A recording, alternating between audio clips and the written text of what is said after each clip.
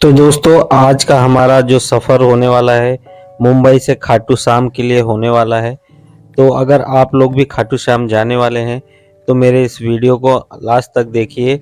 आपको वीडियो में अगर क्लियरिटी अच्छी नहीं लगेगी तो चलेगा, पर इन्फॉर्मेशन आपको बहुत ढेर सारी मिलने वाली है कि आपको मुंबई से खाटू श्याम कैसे जाए, कहाँ रुके और क्या खाए और कहाँ घूमे।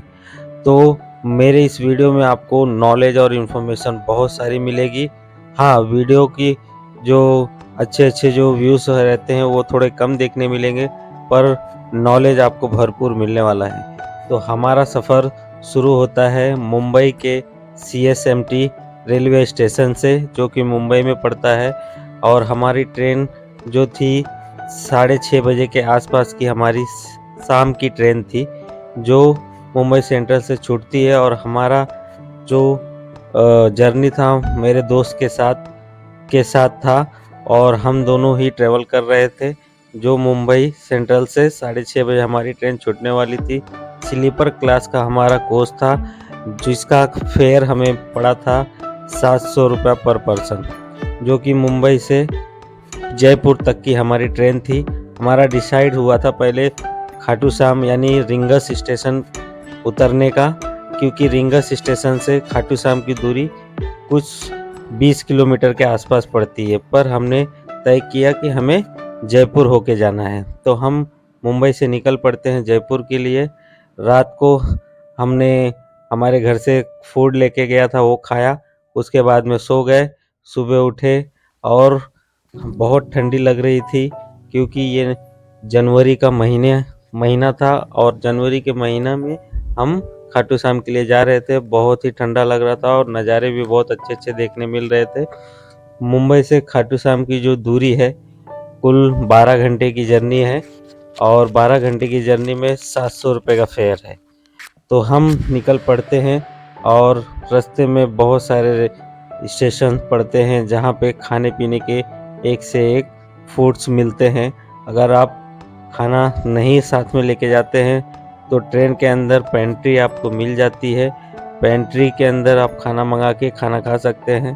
पर मैं कहूँगा आप रात का अगर सफ़र कर रहे हैं तो रात का एक टाइम का खाना साथ में लेके जाइए और दिन के टाइम आप वहाँ पे स्टेशन पे कुछ लेके खा सकते हैं या फिर ऑनलाइन फूड ऑर्डर कर सकते हैं।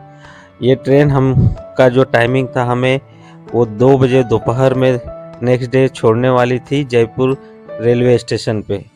और जयपुर से हमें जाना था हवा महल और वहीं के अगल बगल जो भी नियरेस्ट प्लेस थे अच्छे अच्छे, वहाँ पे हमें घूमना था।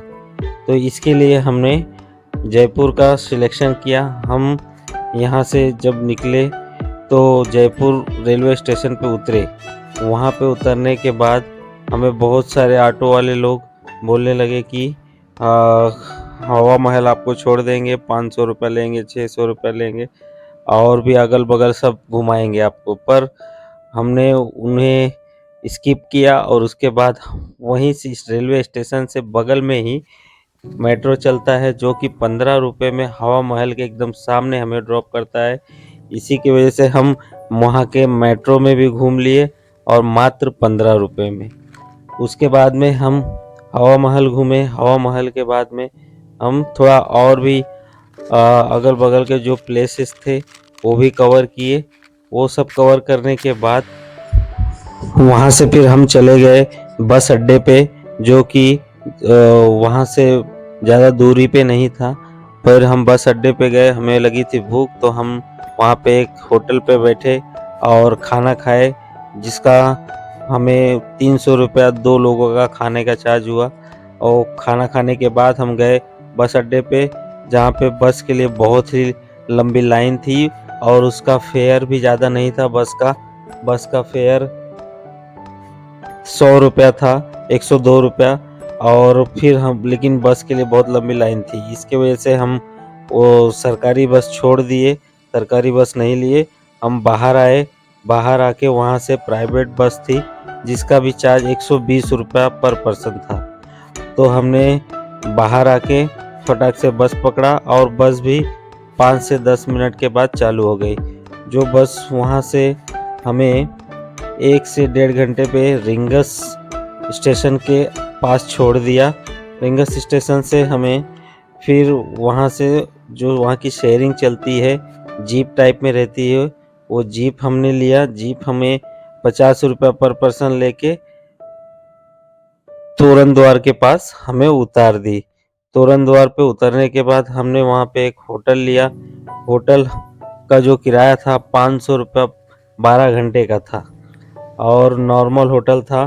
तोरण द्वार से भी 1 किलोमीटर पहले था, तो इसके लिए हमें रूम थोड़ा सस्ता मिला। और ये देख सकते हैं, ये जयपुर रेलवे स्टेशन का है। फिर वहाँ से हम हवा महल गए। हवा महल में थोड़ा घूमे और हवा महल घूमने के बाद बहुत ही अच्छा यहाँ सामने भी नज़ारे थे हवा महल के। और देख सकते हैं आप, मंदिर भी है मदन मोहन जी का। और फिर वहाँ से हम गए निकल। और यहाँ से भी आप, जब आपको बस अड्डा जाना है तो आप मेट्रो ले सकते हैं हवा महल से। कोई भी शेयरिंग ऑटो मत पकड़ना, नहीं तो आपको 400 से 500 रुपये मांगते हैं, बहुत ही लूटते हैं। इससे बचने के लिए ये हवा महल से बस 200 मीटर की दूरी पे ही मेट्रो स्टेशन है। मेट्रो पे चले जाइए, वहाँ से फिर आप चले जाइए बस अड्डे पे, और वहाँ से आप बस लेके जा सकते हैं। पर हमने थोड़ा अगल बगल और भी जो प्लेसेस थे अच्छे हमने वो भी कवर किया। बहुत ही अच्छे प्लेसेस थे। इस प्लेसेस पे जाने के लिए 52 रुपीज़ का चार्ज लगता है, और अगर फॉरेनर है कोई तो उसका 200 रुपये चार्ज लगता है, और अगर इंडियन है तो 52 रुपीज़ ओनली चार्ज लगता है। और यहाँ पे हम विज़िट किए। विज़िट करने के बाद, ये भी प्लेस बहुत बड़ा था और बहुत ही सुंदर था। ये विज़िट करने के बाद हम यहाँ से भी निकल गए, और निकल के थोड़ा और अगल बगल में भी हम पैदल ही घूमे। ज़्यादा टाइम नहीं लगा घूमने में, मात्र 30 मिनट से 40 मिनट में हम पूरा कवर कर लिए, और उसके बाद में हम यहाँ से भी निकल गए। देख सकते हैं, बहुत ही अच्छा है। यहाँ से ही जो फोर्ट है यहाँ का फेमस, वो भी दिखता है। पर हमें वहाँ पे नहीं जाना था क्योंकि हमारे पास टाइम उतना नहीं था। इसके लिए हम यहाँ पे ही जितना घूमना था घूम लिए, और फिर हम यहाँ से निकल पड़े। देख सकते हैं आप लोग, प्लेस और गार्डन कितना सुंदर है। महलों की तरह बना हुआ है ये, एकदम बढ़िया सुंदर दिखने वाला। और यहाँ पे भी फूड कॉर्नर है, यहाँ से भी आप फूड लेके खा सकते हैं, पर बहुत ही कॉस्टली था। इससे बेटर बाहर ही कुछ सस्ते में मिल जाता है, वो सब खा सकते हैं आप। और इसके अंदर हमने कम से कम 30 से 40 मिनट यहाँ पे एक्सपेंड किए टाइम, और उसके बाद में फ़ोटो वीडियो सब क्लिक किए। दोपहर का 3 बज रहा था यहाँ पे, और 4 बजे हमने बस लिया जो हमें 2 घंटे में तोरण द्वार के पास छोड़ दिया था। तोरण द्वार के पास उतर के, जैसे कि मैंने आपको बताया कि हमने वहाँ पे होटल लिया। होटल लेके फिर हम वहाँ से गए, फ्रेश हुए। फ्रेश होने के बाद हमें वहाँ से करीबन 6:30 बज चुका था। ये देख सकते हैं बस अड्डा है, वहाँ का सरकारी बस अड्डा जयपुर का। और यहाँ पे तमाम बस चलती है। यहाँ पे आपको हर जगह जाने के लिए बस मिल जाएगा। यहाँ पे अगर आपको फ्रेश होना है, यहाँ पे भी बाथरूम पे करके आप यहाँ पे फ्रेश हो सकते हैं। ये देख सकते हैं आप, प्लेटफॉर्म नंबर 2 है। यहाँ खाटू श्याम जी का फ़ोटो भी लगा हुआ है। इस प्लेटफॉर्म नंबर 2 पे ही आके आपको सरकारी बस मिलेगी, और हर 1 घंटे के बाद एक बस लगती है, लेकिन क्राउड बहुत रहती है, इसके लिए बस तुरंत भर जाती है। और टिकट लेंगे तो ही आपको सीट मिलेगा, नहीं तो सीट नहीं मिलेगा। इसकी वजह से हमें भी बहुत लंबी लाइन लगानी पड़ी। हम लोग ने 10-15 मिनट लाइन लगाया। ये देख सकते हैं कितनी गर्दी है। बट फिर उसके बाद बाहर आए। बाहर आने के बाद में हमें बस मिल खाना खा के बस मिल गई। देखिए, हम बस से फिर प्राइवेट बस पकड़ के हम लोग निकल गए, जिसका फेयर 102 रुपया था, 120 रुपया था, सॉरी 120 रुपया था फेयर, जो कि हमें 2 घंटे में छोड़ दी। और रिंगस स्टेशन से थोड़ा आगे हमें उतार दी थी, ज़्यादा दूर नहीं था रिंगस स्टेशन से। रिंगस स्टेशन से अप्रोक्स 1 से 1.5 किलोमीटर आगे तक छोड़ दी थी। फिर वहाँ से हम बस वो ले लिए थे जीप, और आके फ्रेश होके रूम से फिर आ गए थे हम मंदिर के पास। उस समय का टाइम कुछ 8 साढ़े 8 बज गया था, और किसी ने हमें कहा कि 8 साढ़े 8 बजे के बाद आप जाएंगे तो आपको ज़्यादा रश नहीं मिलेगा। ये 13 सीढ़ी वाला जो रास्ता है, हमने पहले डिसाइड किया कि 13 सीढ़ी से दर्शन करेंगे। 13 सीढ़ी पे हमने लाइन लगाया। यहाँ पे भी फटाफट हमें मात्र ज़्यादा से ज़्यादा 20 मिनट लगा, उससे ज़्यादा टाइम नहीं लगा। 20 मिनट में हम 13 सीढ़ी से निकल के फिर आ गए, और फिर हम गए हमारे होटल पे, और बगल में वहीं पे खाना खाया और सो गए। सुबह उठते ही हम आ गए तोरण द्वार के पास। तोरण द्वार के पास आए, यहाँ पे बहुत सारे लोग फ़ोटो वीडियो ले रहे थे। बगल में देखिए यहाँ पे स्टैचू बना है मुरली वाले बाबा का, और ये सामने श्री श्याम भगवान का तोरण द्वार। और यहीं पे आपको बहुत सारे कैमल दिख जाएंगे जिस पे आप बैठ के वीडियो फ़ोटो बना सकते हैं। और यहीं पे इतना ठंडा मौसम था तो चाय पीने का क्या मज़ा आ रहा था। यहीं पे आपको बहुत सारे एडवेंचर भी मिल जाएंगे करने के लिए, फ़ोटो वीडियो बनाने के लिए। एक से एक यहाँ पे सब बनाया गया है, आप वहाँ पे फ़ोटो वीडियो बना सकते हैं। उसके बाद फिर हम आ गए थोड़ा यहाँ बगल में, और उस दिन के टाइम यहाँ बहुत गर्दी रहता है, तो किसी ने हमें कहा कि आप निकल जाइए कि सालासर बालाजी के लिए।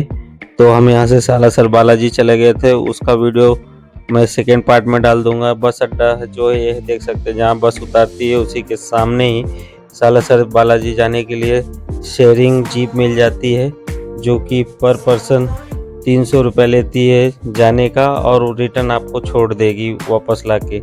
300 रुपये पर पर्सन लेती है, और आपका टाइम भी बहुत बचाती है। हमने फिर वहाँ निकल गए थे सालासर बालाजी। बाद में वापस शाम के टाइम आए, और शाम के टाइम फिर से हमने दर्शन लिया, और मंदिर के अगल बगल बहुत सारे प्लेसेस जो थे उसे भी कवर किया। बहुत ही अच्छा लगा। जैसे कि और मैं आपको एक बता दूं, जो कि वहाँ झंडा सब लेते हैं, ये देख सकते हैं झंडा। ये सब झंडा अंदर ले जाने नहीं मिलता है आपको। जैसे ही आप गेट से ये लाइन में आते हैं, यहीं आपको झंडा देना पड़ता है। ये सब झंडा यहाँ पे रख लेते हैं, और इसी झंडे को इन लोग बेच के वापस से दुकान वाले के पास ये झंडा पहुँच जाता है। फिर वही झंडा फिर वो बेचने लग जाते हैं। तो मैं कहूँगा कि आप लोग झंडा ना ले, क्योंकि वो अंदर ले जाने मिलता नहीं है, और पूरा पैसा हमारा वेस्ट हो जाता है। देख सकते हैं यहीं आगे से लाइन लगती है, और यहीं आके यहीं पे ध्वजा निशान स्थल पर ही हमें सरेंडर कर देना पड़ता है। हमने दर्शन किया। उसके बाद में सुबह दूसरे दिन रिंगस स्टेशन से हमारा मुंबई के लिए वापस ट्रेन थी, तो हम आगे सुबह 4 बजे हम लोग वहाँ से निकल गए थे होटल से चेकआउट करके, और आगे 5 बजे हमारे रिंगस रेलवे स्टेशन पे। सुबह के टाइम वहाँ बस नहीं मिलता, तो हमने जीप रिजर्व कर लिया था, और रिंगस स्टेशन से हमारी ट्रेन थी मुंबई के लिए।